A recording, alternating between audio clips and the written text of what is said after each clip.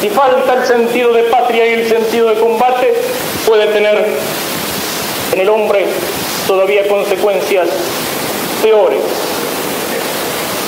que el marxismo o que la delincuencia común. Puede trágicamente terminar haciéndose mariteniano o demócrata cristiano, por ejemplo, más lamentable. En el Apocalipsis, por lo menos, dice: porque eres tibio y no frío ni caliente, por eso te vomitaré de mi boca.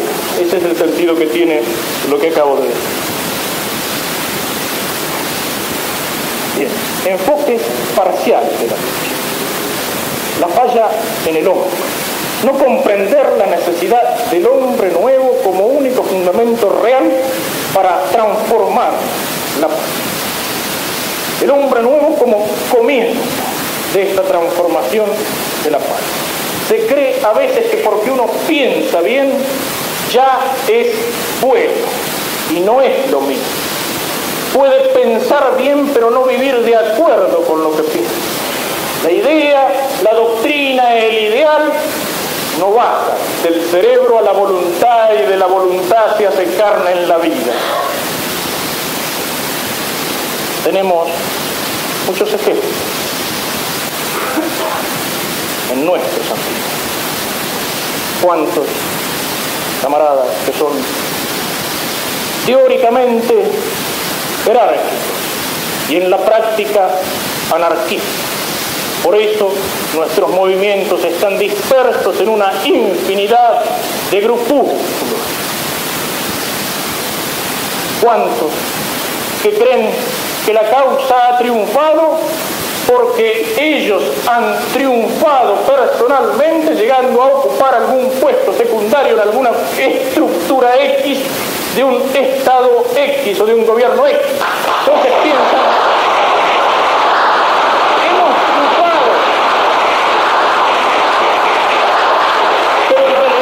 el que triunfé fui yo, no es la causa. Pero como yo confundo mi interés personal con la causa, cuando ocupo ese puesto tengo después que cuidarlo. No vaya a ser que la causa, que el ideal pierda este puesto. Y entonces para cuidarlo tengo que hacer buena letra. ¿Y hacer buena letra qué significa? Desde ese puesto no hacer nada que no hubiera hecho en ese puesto un hombre cualquiera del régimen liberal o marxista, porque hay que cuidar el puesto. O sea, ahí hay algo que está fallando.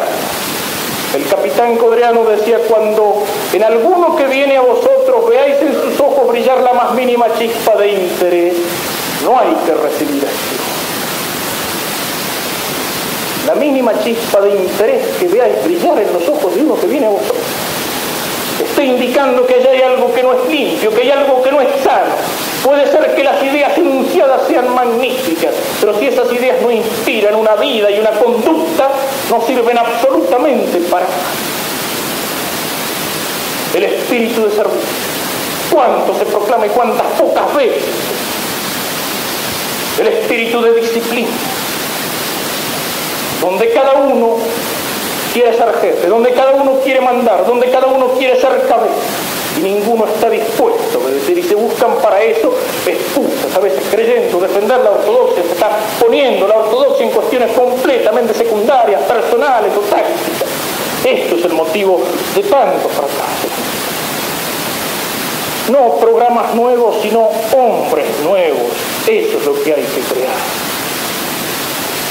Y esto mismo que podemos decir en el plano individual, podríamos decirlo, señor, lo señalamos en el plano de un movimiento, de una organización.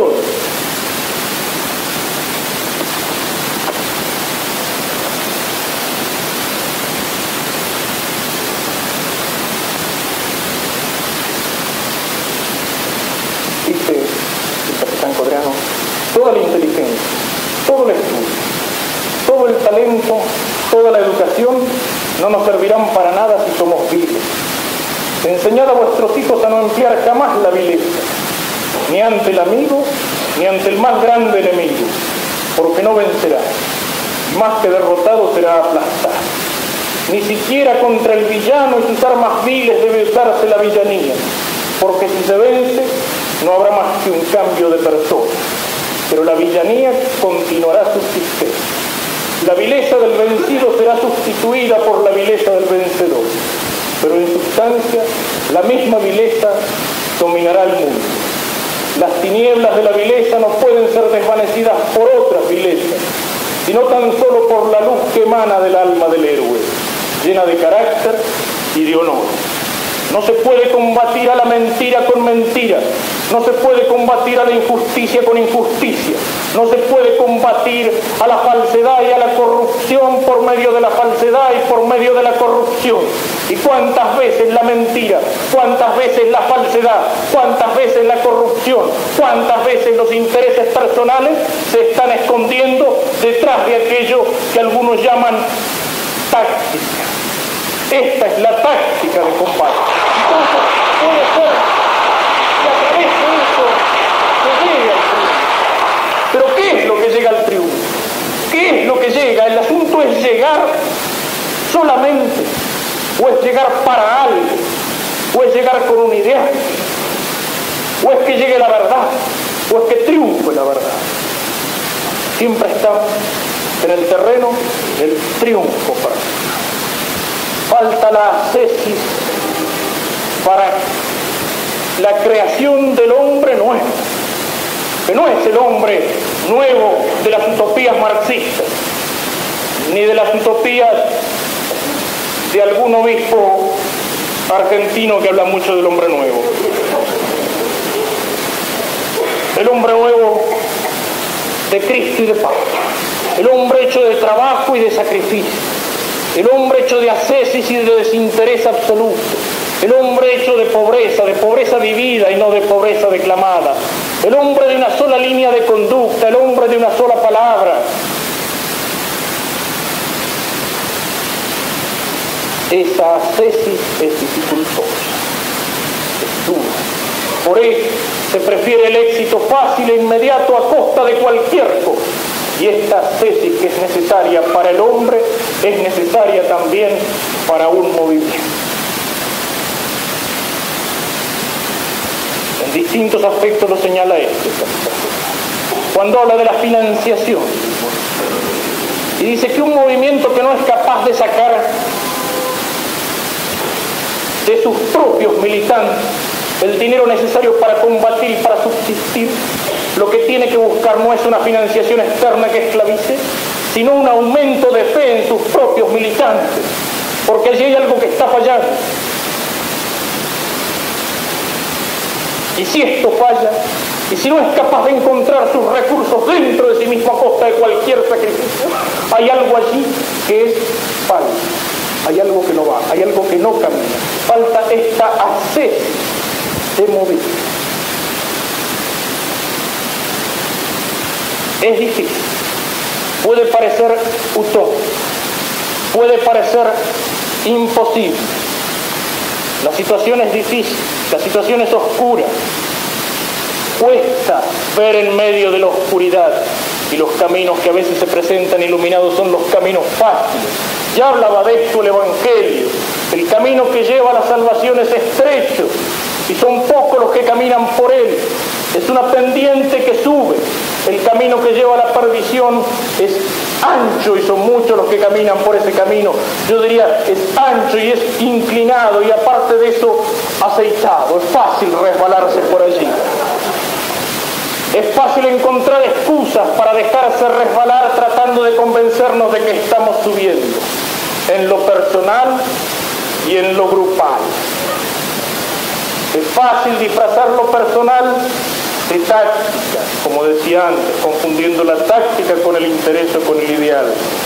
Es fácil disfrazar lo político de táctica y buscar el camino ancho para llegar a donde solamente se puede llegar por el camino de una tesis dura, difícil y estrecha. Y cuando hablo de táctica, algunos pueden estar pensando tal vez de una manera demasiado inmediata. Yo me he dicho un poco el propósito de evitar referencias demasiado concretas a lo político y mágico. Sin embargo, esta la voy a hacer. O sea, cuando hablo de táctica, algunos pueden estar pensando, bueno, esta es una crítica dirigida a los que de un modo u otro confían en este momento en el movimiento peronista.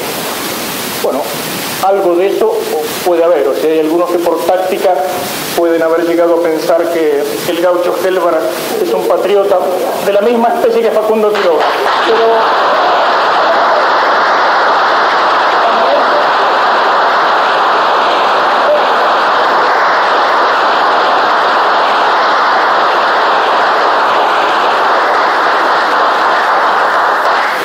Pero también puede ser que cuando estamos llegando a un momento de anarquía y de confusión, algunos empiecen a mirar ya para el otro lado y sin haberse comprometido con el gaucho que nombraba recién, empiecen a ver que la solución puede venir. Siempre estamos en una dialéctica pendular yendo de un extremo a otro. En vez de verle el poncho rojo al gaucho Gelbar, le pueden empezar a ver la cara linda al almirante Rojas, por ejemplo.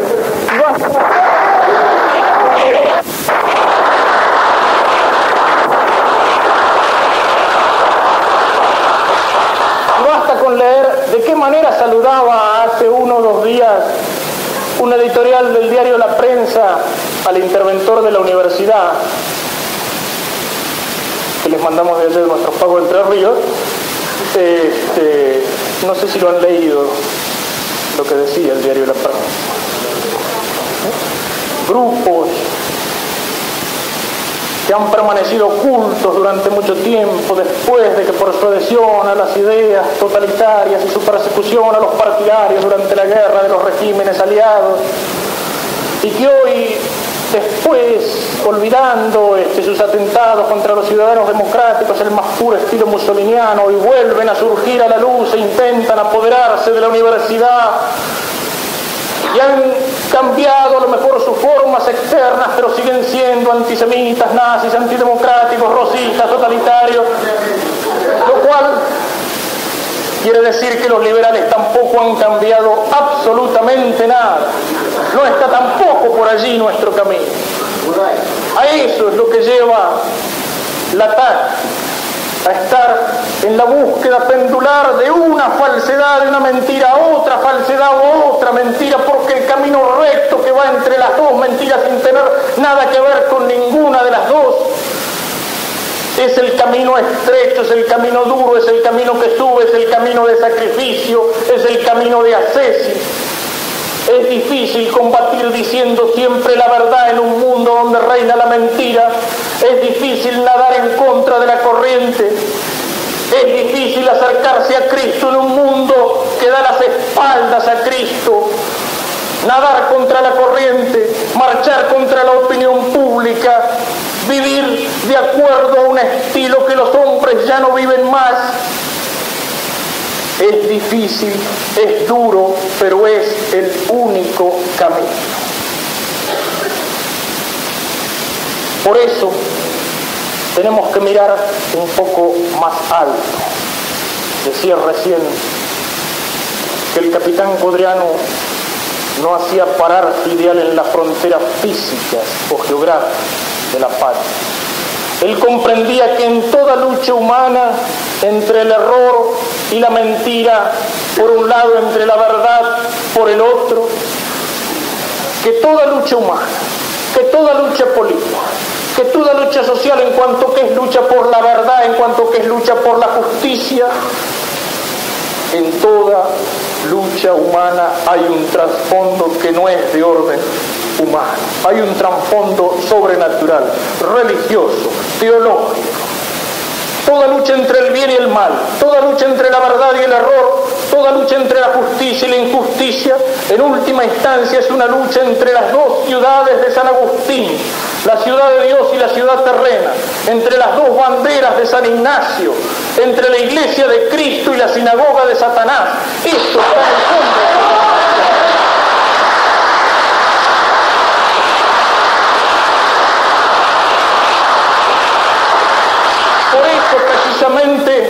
Por eso precisamente, Codreanu no se contenta con un movimiento político. Codreanu no busca la fundación de un partido político. No cree en los partidos ni en el sistema de los partidos. Codreanu organiza su movimiento a la manera de una orden militar y religiosa. Decíamos que la figura de Codreanu es el prototipo del santo y del héroe. Y esa figura que él quiere imprimir en sus militantes, la figura del santo y la figura del héroe, no se va a formar en el terreno podrido de los partidos políticos, se va a formar en el espíritu de las órdenes combatientes, donde se unen las virtudes guerreras del patriota con las virtudes sobrenaturales del cristiano. Y porque Codreanu sabe que esta lucha no es una lucha, como diría San Pablo, contra la carne y contra la sangre, no es una lucha contra un enemigo puramente humano, es una lucha contra las potestades de las tinieblas, es una lucha contra el poder del demonio. Por eso Codreanu coloca su movimiento bajo la advocación del arcángel San Miguel. El arcángel San Miguel, designado por su mismo nombre, ¿quién como Dios? Enfrente a la rebelión de Satanás que se niega a obedecer a Dios, enfrente al non serviam de Satanás, el arcángel Miguel es la obediencia a Dios y es el espíritu combatiente de las milicias celestiales. ¿Quién como Dios? Es el nombre y es el programa del arcángel Miguel, protector de la iglesia militante aquí en la tierra. En estos últimos tiempos se nos ha hablado también mucho de que la iglesia es peregrina. Y la iglesia es peregrina, si los cristianos estamos aquí sobre la tierra marchando hacia una patria definitiva en el cielo. Citaba hace un rato la frase del capitán donde nos dice que el fin último de las naciones está puesto con la vista en la resurrección, tiene su vista puesta en la resurrección de los muertos. Es cierto, la iglesia es peregrina, pero a fuerza de hablar tanto de la iglesia peregrina se olvidan de que la iglesia además de peregrina debe ser militante, y militante tiene raíz de milicia y tiene raíz de militar. La iglesia es peregrina, pero es peregrina combatiente, porque nuestra peregrinación acá en la tierra es una peregrinación de militantes, de combatientes, no es un viaje de turismo. El camino del cristiano peregrino hacia la gloria y hacia el triunfo definitivo en el cielo es el camino de Cristo, y Cristo llegó a la gloria y llegó a la resurrección pasando por la cruz y pasando por el Calvario. Y el cristiano peregrino y el cristiano combatiente, si pretende llegar a la gloria, si pretende llegar al triunfo, tiene que pasar por el Calvario y por la cruz de Cristo. Este es el camino para los hombres y este es el camino para las naciones. No hay otro. Lo otro nos lleva de vuelta al camino ancho que aparta de Dios y que desciende. No se puede hacer el camino del Calvario en un pullman de lujo. Para el cristiano no hay otro camino que este camino, el camino de la cruz. La iglesia es militante, la iglesia es combatiente, y este combate es un combate interno y externo. Y es un combate contra enemigos que no son humanos, sino contra enemigos que son las potencias del infierno, las fuerzas del infierno. Recuerden la tentación de Cristo en el desierto. El demonio lo lleva sobre un alto monte y le muestra todos los reinos de la tierra y le dice: todo esto es mío. Si me adoras, yo te lo daré. Cristo rechaza la adoración del demonio y Cristo se lanza a conquistar ese reino que el demonio posee por el pecado. La lucha del cristiano es externa y es interna. Externa en el mundo. Hoy está de moda, a causa de la película esta, El Exorcista, el diablo, después de haber sido el gran ignorado por nuestros teólogos, ha vuelto a ponerse de moda. Gracias a Dios, de vez en cuando es conveniente pensar un poco en el diablo. Pero el diablo es astuto, y si busca ponerse de moda después de haber convencido a sus colegas teólogos de que no existía, algún intento tiene.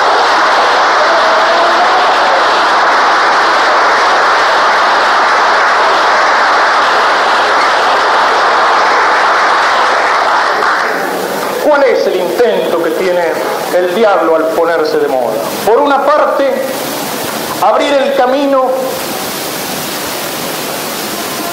a toda nuestra prensa judaica y a todas nuestras revistas sensacionalistas para que se pongan a hablar disparates sobre el diablo vayan conduciendo a los hombres hacia distintas formas de culto satánico, por un lado.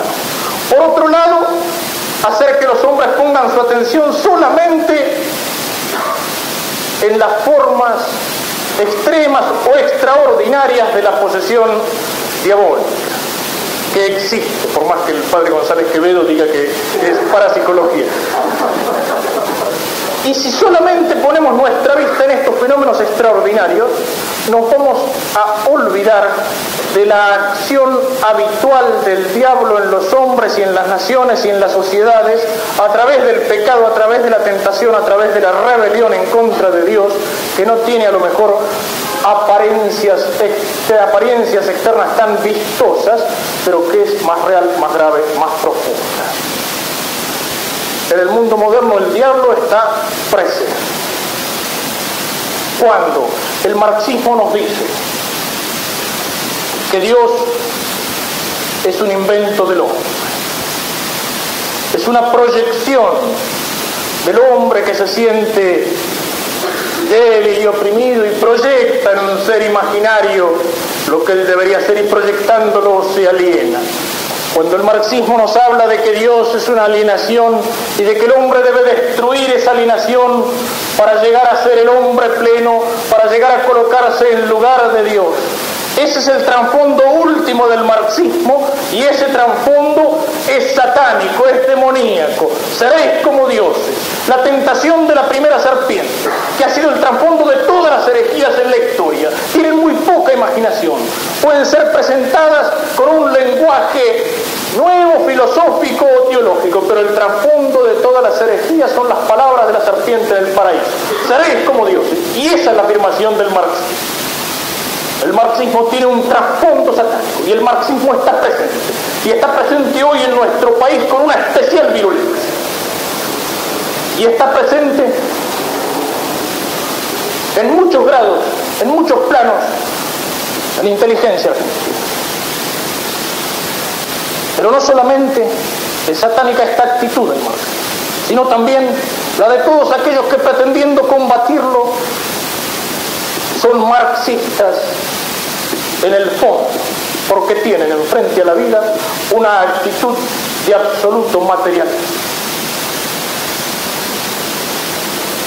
Es una actitud de querer ser como enemigos externos,